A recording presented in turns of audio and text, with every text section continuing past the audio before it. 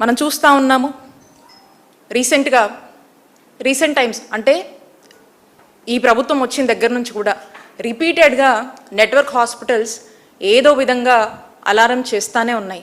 Network hospitals మనం చూస్తూ ఉన్నాము రీసెంట్ టైమ్స్ అంటే ఈ ప్రభుత్వం వచ్చిన దగ్గర నుంచి కూడా రిపీటెడ్గా నెట్వర్క్ హాస్పిటల్స్ ఏదో విధంగా అలారం చేస్తూనే ఉన్నాయి. ఎందుకంటే మేము వైద్య సేవలు అందించలేకపోతున్నాము, మాకు రావాల్సినటువంటి చెల్లింపులు ఈ ప్రభుత్వం నుంచి మాకు రావట్లేదు, దానివల్ల మాకు ఎక్కువ బర్డెన్ అయిపోతుందని చెప్పి రిపీటెడ్గా నెంబర్ ఆఫ్ లెటర్స్ రాస్తుంది. అయినా కూడా ఈ ప్రభుత్వం ఎంత కూడా వాళ్ళలో చలనం లేదు. రీసెంట్గా మనం చూసాము, ఒకసారి డిస్ప్లే చేయమా. ఈ లెటరు రేపటి నుండి వైద్య సేవలు బంద్ అని చెప్పి నెట్వర్క్ హాస్పిటల్స్ లెటర్ రాశాయి. ఇందులో మనం చూసినట్టయితే ఆగస్టు ఈ నెల 10 నుంచి అంటే ఈ రోజు నుంచి పూర్తిగా కూడా ఈ నెల 10 నుంచి అని చెప్పేసి వైద్య సేవలు నిలిపివేస్తున్నాం అని చెప్పేసి వీళ్ళంతా కూడా ఈ లెటర్ ఇవ్వడం జరిగింది. అయితే మనం చూస్తూ ఉన్నాము ఇక్కడ ఏడాది కాలంగా మేము పడుతున్న ఆర్థిక ఇబ్బందులను ప్రజలంతా అర్థం చేసుకుంటారని భావిస్తున్నాం. ఇంతకాలం మీకు సేవ చేశాం, ఈ కష్టకాలంలో మాకు అండగా నిలవాలని ప్రజల్ని కోరుకుంటున్నాం. ఇక్కడ మనకు స్పష్టంగా అర్థమవుతుంది, ఏడాది కాలంగా మేము పడుతున్న ఆర్థిక ఇబ్బందులను ప్రజలంతా అర్థం చేసుకుంటారని భావిస్తున్నాం అంటున్నారు. హాస్పిటల్స్ కూడా మనం చూసినట్టయితే ఈ సంవత్సర కాలంగా ఆశాస్ అయితే నియర్లీ 20 times అనేక రిప్రజెంటేషన్స్ ఇవ్వడం జరిగింది. ఏమని, మేము నడపలేకపోతున్నాము, మాకు చాలా ఇబ్బందిగా ఉంది, ఈ ప్రజలు వస్తే ఏదైనా అనారోగ్య పరిస్థితులు వస్తే మేము చూడలేకపోతున్నాం, ఎందుకంటే మాకు భారం అయిపోతుంది అని చెప్పి వాళ్ళు పదే చెప్తూ నంబర్ ఆఫ్ లెటర్స్ రాసి రిపీటెడ్గా కూడా ఈ గవర్నమెంట్ని అలారం చేస్తూనే ఉన్నా కూడా ఈ ప్రభుత్వం ఏమాత్రం కూడా వాళ్ళతో చర్చిద్దామా, వాళ్ళతో ఏదైనా సంప్రదింపులు చేద్దామా అని కనీస చర్చలు కూడా చేయకుండా, ఒకవేళ చేసినా కూడా ఏదో మాటలు చెప్పి పంపించి అప్పటి వరకు మాటలు చెప్పి మళ్ళీ తిరిగి వీళ్ళు వచ్చి వీళ్ళ పని వీళ్ళు చేసుకుంటుంటే వాళ్ళకు కనీసం వాళ్ళు చెప్పినటువంటి మాటల మీద కూడా నిలబడకుండా పూర్తిగా గాలికి వదిలేసినటువంటి వైనం మనం చూస్తూ ఉన్నాము. కాబట్టి ఇక నిరుత్సాహపడి ఇక ఏదైతే ఈ బకాయిలు పేరుకుపోయి ఇక మా వల్ల కాదు అని చెప్పి దేశంలో ఎక్కడ ఏ రాష్ట్రంలో కూడా ఆరోగ్యశ్రీ సేవలు నిలిపివేయలేదు. మొట్టమొదటిసారి మన ఆంధ్రప్రదేశ్ రాష్ట్రంలో కూటమి ప్రభుత్వంలోనే మనం చూస్తూ ఉన్నాము. దీని అర్థం పూర్తిగా వైద్య ఆరోగ్య రంగం కూటమి ప్రభుత్వం వచ్చాక ఫెయిల్ అయింది. ఈ ఆరోగ్యశ్రీని మనం చూస్తుంటే ఒకవైపు ప్రభుత్వం అందించాల్సినటువంటి బాధ్యత నుంచి తప్పుకొని వైద్య ఆరోగ్య రంగాన్ని పూర్తిగా కూడా నిర్వీర్యం చేస్తూ ఉన్నారు, మరోవైపు ఆరోగ్యశ్రీని పూర్తిగా కూడా నిలిపివేస్తూ ఉన్నారు. ఇదే ధోరణిగా ముందుకు వెళ్తూ ఉన్నారు. మనం చూసినట్టయితే జగన్మోహన్ రెడ్డి గారు ఆరోగ్యశ్రీని 1059 ఉన్నటువంటి ప్రొసీజర్స్ని మరింత స్ట్రెంథన్ చేసి 3257 ప్రొసీజర్స్ వరకు కూడా పెంచి ప్రజలందరికీ కూడా చక్కటి నాణ్యమైన వైద్య సేవలు మనం అందించాము. అలాగే ఆరోగ్య ఆసరా అందించాము. ఏదైనా ఒక రోగికి ఏదైనా ఇబ్బంది వచ్చి ఏదైనా సర్జరీ ఏదైనా అయితే పోస్ట్ సర్జరీ కింద ఆన్ అన్ యావరేజ్ పర్ డేకి 225 రూపీస్ నుంచి గరిష్టంగా మనం ఒక 5,000 వరకు కూడా డాక్టర్ సలహా మేరకు ఈ ఆరోగ్య ఆసరా అని చెప్పి మనం ఇవ్వడం జరిగింది. ఈరోజు అది లేదు. నెట్వర్క్ హాస్పిటల్స్ చాలా చక్కగా పనిచేసేవి, చాలా చక్కగా ఎంకరేజ్ చేసేవాళ్ళం. 9,000 చిల్లర ఉన్నటువంటి నెట్వర్క్ హాస్పిటల్స్ని 2,300 నెట్వర్క్ హాస్పిటల్స్ వరకు కూడా పెంచాము. వాటిని ఎంకరేజ్ చేస్తూ వాటిని మోటివేట్ చేస్తూ పని చేయించుకోవాల్సినటువంటి బాధ్యత ప్రభుత్వంగా మంది. ప్రజలకు నాణ్యమైన వైద్య సేవలు అందించేలాగా అన్ని మెజర్స్ తీసుకోవాల్సిన బాధ్యత ప్రభుత్వానిది. ఈ రోజున ఆ బాధ్యత ఏమీ కూడా ఈ కూటమి ప్రభుత్వం తీసుకోవట్లా. కరోనా లాంటి కష్టకాలంలోనే ఎంత ఇబ్బంది ఉన్నా అంత పెద్ద విపత్తును కూడా ఎంత అయినా కూడా ఏ కష్టమో నష్టమో బాధ్యతగా ప్రభుత్వం తీసుకొని ఎక్కడ కూడా ఇబ్బంది రాకుండా, రాష్ట్ర ప్రజలు ఇబ్బంది పడకుండా, అటు ఆర్థికంగా కావచ్చు, ఫైనాన్షియల్గా కూడా వాళ్ళకు చేయూతను అందించడం కావచ్చు, చక్కటి వైద్య భద్రత, ఆరోగ్య భద్రత ఇవ్వడం కావచ్చు, ఏదైనా కూడా ప్రభుత్వంగా మరి జగన్మోహన్ రెడ్డి గారు ఆ రోజు ఉన్నప్పుడు చక్కగా ఈ రాష్ట్ర ప్రజల్ని కాపాడుకున్నారు. దీంతోపాటు అనేక ఇనిషియేటివ్స్ తీసుకొచ్చారు. ఇందాక చెప్పినట్టుగా ఆరోగ్యశ్రీని స్ట్రెంథన్ చేయడం, ఆరోగ్య ఆసరా లాంటి గొప్ప ఇనిషియేటివ్స్ తీసుకొచ్చి ప్రజలకు అందించడము, ఫ్యామిలీ డాక్టర్ లాంటి ఒక గొప్ప ప్రోగ్రామ్స్ ఇచ్చి డాక్టర్ని అవసరమైనటువంటి తలుపు తట్టి ఆ ఇంటికి ఆ డాక్టర్ని పంపించి వైద్యం అందించినటువంటి పరిస్థితులు ఈ రాష్ట్రంలో మనం చూసాం. అలాగే ఆ గ్రామానికి వెళ్ళి చక్కగా వైద్య సేవలు అందించడము, సురక్ష అని చెప్పేసి సూపర్ స్పెషాలిటీ వైద్య సేవలు సంబంధించినటువంటి సూపర్ స్పెషలిస్ట్ డాక్టర్లని అక్కడికి పంపించి అక్కడే ఆ గ్రామస్తులను వాళ్ళకు వైద్యం అందించడము, వాళ్ళకి టెస్టులు చేయడము, వాళ్ళకి ఏదైనా అవసరమైన చెకప్స్ చేసి రిఫరల్కి పంపించడము, ఇవన్నీ కూడా చక్కగా ఇంప్లిమెంట్ చేయడం జరిగింది. మరి ఈ రోజున రాష్ట్రంలో ఉన్నటువంటి పరిస్థితి, ఈరోజు ఏంటి సిచ్యువేషన్ రాష్ట్రంలో అంటే, ఒకవైపున పిహెచ్సి డాక్టర్లు సమ్మె చేస్తూ ఉన్నారు, నెట్వర్క్ హాస్పిటల్స్ సమ్మె చేస్తూ ఉన్నాయి, ట్రైబల్ ఏరియాస్ నుంచి, మారుమూల ప్రాంతాల నుంచి అసలు డాక్టర్లు అక్కడ పనిచేయలేమని చెప్పేసి ఈ రోజున అందరూ కూడా రోడ్డెక్కి ఇంత పెద్ద సమ్మె వారం రోజులుగా కూడా చేస్తూ ఉంటే మరి ప్రభుత్వానికి ఏమీ కూడా కనిపించటం లేదు, ఇంత కూడా చలనం లేదు ఈ ప్రభుత్వంలో. అంటే దీన్ని బట్టి మనకు అర్థమవుతా ఉంది క్లియర్గా ఈ ప్రభుత్వానికి వైద్య ఆరోగ్యం పట్ల, ప్రజల ఆరోగ్యం పట్ల, ఆరోగ్య రంగం పట్ల ఏ మాత్రం కూడా చిత్తశుద్ధి లేదనేది మనకు స్పష్టంగా అర్థమవుతా ఉంది. ఇప్పుడు వరకు హాస్పిటల్ చూస్తూ ఉన్నాము, అసలు కొత్త కేసులు చూడట్లేదు, సరే కనీసం ఆ ఫాలోఅప్లో ఉన్నటువంటి కేసెస్ని కూడా ఏ మాత్రం కూడా పట్టించుకోవట్లా. ఇక ఏ యాక్సిడెంట్ అయ్యో లేకపోతే ఇంకేదైనా రోగం వచ్చో లేకపోతే ఏదైనా ఇబ్బంది వచ్చిందనుకో, ఈరోజు పేద ప్రజలు కావచ్చు, మధ్యతరగతి వాళ్ళు కావచ్చు, ఎవరైనా కూడా ఇక వాళ్ళ కర్మకు వాళ్ళు ఉండిపోవడం తప్పితే ఈ రోజున ప్రభుత్వం ఏది బాధ్యత తీసుకోవట్లేదు. టోటల్గా వైద్య ఆరోగ్య రంగం చేతులు ఎత్తేసిందనే మనం మాట్లాడుకోవాల్సినటువంటి పరిస్థితి. ఎప్పుడు చంద్రబాబు నాయుడు గారి ప్రభుత్వం ఎప్పుడొచ్చినా కూడా అటు విద్యకు సంబంధించి కావచ్చు, వైద్యానికి సంబంధించి కావచ్చు, దేనికి సంబంధించినా కూడా ప్రజలందరూ కూడా అప్పులైపోవాలి, ఆస్తులు అమ్ముకోవాలి, నగలు అమ్ముకోవాలి, పొలాలు అమ్ముకోవాలి, స్థలాలు అమ్ముకోవాలి, అన్నీ అమ్ముకొని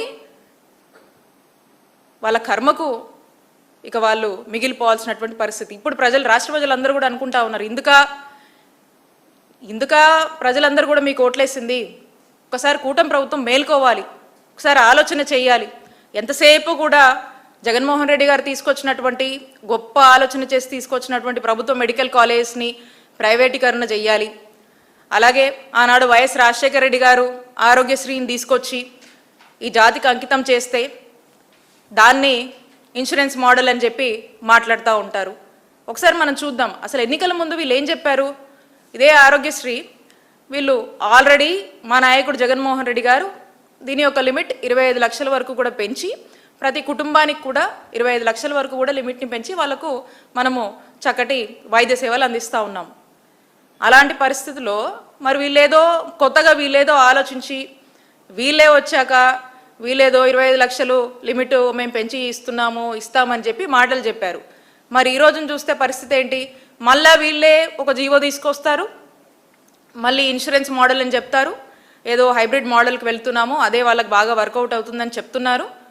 దాంట్లో మళ్ళీ ఏం చెప్తున్నారు, ఇది 2.5 లక్షల వరకే మేము ఇస్తాము, మళ్ళీ ఇంకేమైనా ఎక్కువ అవుతే అప్పుడు ట్రస్ట్ చూసుకుంటుందని చెప్తా ఉన్నారు. అంటే మీరు తీసుకొచ్చినటువంటి ఒక ఆలోచన మీద మీ స్టాండ్ ఏంటో మా క్లారిటీ లేదు, మీ స్టాండ్ ఏంటో మీకే క్లారిటీ లేదు, మీరు కన్ఫ్యూజ్ అవుతున్నారు, ప్రజల్ని కన్ఫ్యూజ్ చేస్తున్నారు.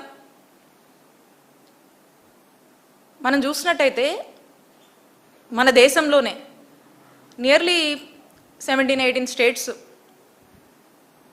ఈ ఇన్సూరెన్స్ మోడల్ అని ఈ రకరకాల అందుబాటులో ఉండేటువంటి ఈ హైబ్రిడ్ పద్ధతుల్ని ఎక్స్ప్లోర్ చేసి ఇది వర్కౌట్ కాదు, ఈ ఇన్సూరెన్స్ మోడల్ కావచ్చు, హైబ్రిడ్ మోడల్ కావచ్చు, ఇది ఫెయిల్యూర్ మోడల్, దీనివల్ల ప్రజలు ఇబ్బంది పడుతున్నారు, దానివల్ల ఆ ప్రభుత్వానికే ప్రమాదం వస్తుంది, ఆ గవర్నెన్స్కే ప్రమాదం వస్తుంది అని భావించి వదిలేశారు. ఆ మాడ్యూల్స్ని ఎంకరేజ్ చేయట్లేదు. వాళ్ళే బయటికి మళ్ళీ వచ్చేసి సేమ్ యథావిధిగా ఆ రాష్ట్రంలో మళ్ళీ ట్రస్ట్ మోడల్లో వాళ్ళు నడుపుకున్నారు. ఇప్పటికీ అలాగే నడుపుతున్నారు. మరి ఇక్కడ ఈ రాష్ట్రంలో ఆనాడు రాజశేఖర రెడ్డి గారు ఒక గొప్ప ఆలోచన చేసి తీసుకొచ్చినటువంటి ఈ ఆరోగ్యశ్రీని ఈరోజు ఇంత దేశంలో అన్ని రాష్ట్రాలకు ఆదర్శంగా ఉండి వాళ్ళు నడుపుతూ ఉంటే, మరి ఈ రోజున ఇక్కడ పుట్టినటువంటి ఈ ఆరోగ్యశ్రీని వీళ్ళు చంపాలని ప్రయత్నం చేస్తూ ఉన్నారు. ప్రభుత్వంగా ప్రజల పట్ల బాధ్యత వహించకుండా ఆ ప్రజలు అనారోగ్యంతో చచ్చిపోతే అది ప్రభుత్వ హత్యే. ఈ కూటమి ప్రభుత్వం చేస్తున్నటువంటి హత్యగానే మనం భావించాల్సినటువంటి అవసరం ఉంది. ఈ విధంగా మరి ఒకవైపు చూస్తూ ఉన్నాము, ఇన్ని యాజిటేషన్స్ చేస్తూ ఉన్నాము, ఇంత పెద్ద ఎత్తున వ్యతిరేకత వస్తుంది. ఈ గవర్నమెంట్ మెడికల్ కాలేజ్ అన్నిటిని కూడా ప్రైవేటైజేషన్ చేయాలని చెప్పేసి ఎంతసేపు కూడా వాళ్ళ ఫోకస్ అంతా ఈ వ్యతిరేకతతో, ప్రజల యొక్క ఇబ్బందులతో, వైద్య విద్య అభ్యసించాలనుకునేటువంటి విద్యార్థుల బాధలతో ఏ కన్సర్న్స్ వీళ్ళకి పట్టవు. ఆరోగ్యశ్రీ ఈరోజు పనిచేయట్లేదు, నెట్వర్క్ హాస్పిటల్స్ బోర్డులు తిప్పేశాయి, సేవలు అందించట్లేదు, ప్రజలు హాస్పిటల్కి వచ్చి ఏడుస్తా ఇంటికి వెళ్ళిపోతున్నారు, చూడమని చెప్పేస్తున్నారు, ఏ అప్పో సప్పో చేసుకోలేక అప్పులు దొరకక ఇబ్బంది పడుతూ ఉన్నారు, ఇంకేదో మెడికల్ షాప్లకు వెళ్ళి ఏదో మందులు వేసుకొని అడ్జస్ట్ అయ్యి ప్రాణం మీదకి తెచ్చుకుంటా ఉన్నారు. ఇలాంటి పరిస్థితుల్లో ఈరోజు రాష్ట్రం ఉంది. మరి ఇవన్నీ ఏమీ కూడా పట్టట్లేదు, ఒక రివ్యూస్ చేయరు.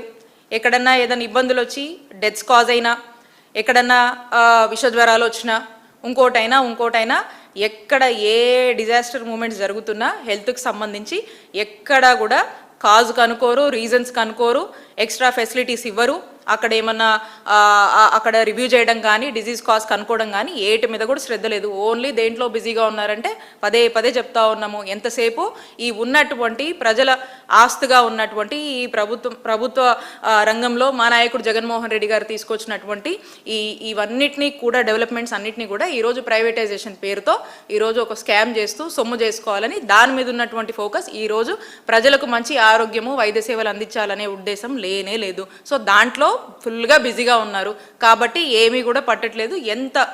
ఎన్నిసార్లు మనము ప్రజల తరఫున మనం ప్రశ్నించినా, ఎన్నిసార్లు మనం మాట్లాడుతున్నా, మనం ఏం చేస్తున్నా కూడా ఈ ప్రభుత్వానికి ఇంత కూడా పట్టట్లేదు. ప్రజల్ని గాలికి వదిలేశారు, ప్రజల వైద్య ఆరోగ్యాన్ని పూర్తిగా గాలికి వదిలేశారు అనేది మనకు స్పష్టమవుతోంది. కాబట్టి వైఎస్ఆర్ కాంగ్రెస్ పార్టీ ఒక్కటే డిమాండ్ చేస్తూ ఉంది, మీరు ఈ 3,000 కోట్లు సుమారుగా ఏదైతే బకాయిలు నెట్వర్క్ హాస్పిటల్కి చెల్లించాల్సి ఉందో ఈ బకాయిల్ని తక్షణమే సంప్రదింపులు చేసి ఆ బకాయిల్ని పూర్తిగా కూడా నెట్వర్క్ హాస్పిటల్కి చెల్లించి వాళ్ళని మళ్ళా మోటివేట్ చేసి ప్రజలకు అన్యాయం చేయొద్దు, ఆరోగ్యశ్రీని ఆరోగ్యవంతంగా ముందుకు నడపండి అని చెప్పి వైఎస్ఆర్ కాంగ్రెస్ పార్టీ డిమాండ్ చేస్తూ ఉంది.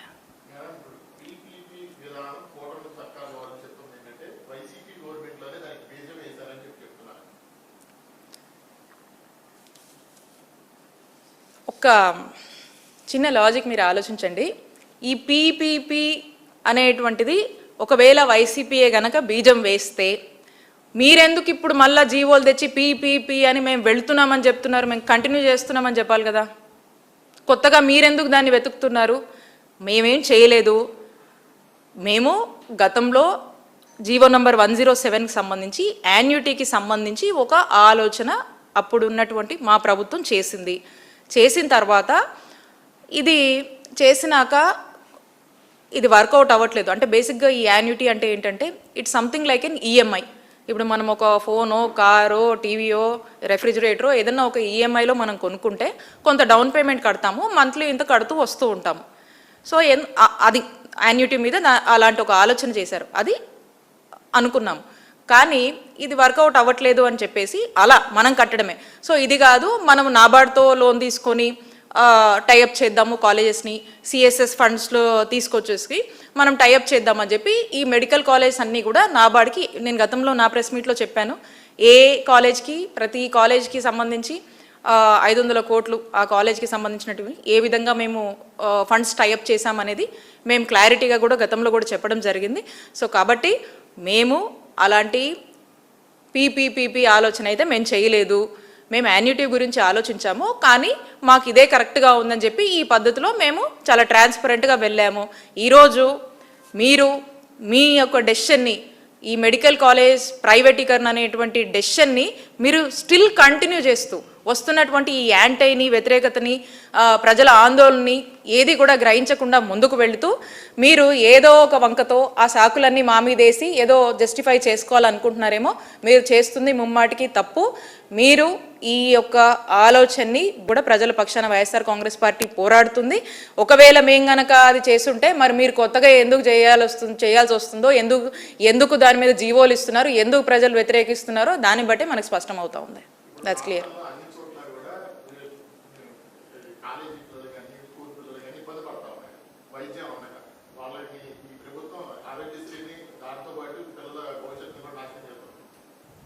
డెఫినెట్గా అదే అంటున్నా కదా, ఎప్పుడు చంద్రబాబు నాయుడు గారు ప్రభుత్వం వచ్చినా విద్య కావచ్చు, వైద్యం సంబంధించి కావచ్చు, అప్పులైపోవటం, వాళ్ళ కర్మకు వాళ్ళు మిగిలిపోవడం తప్పితే కొత్తగా జరిగేది ఏముండదు.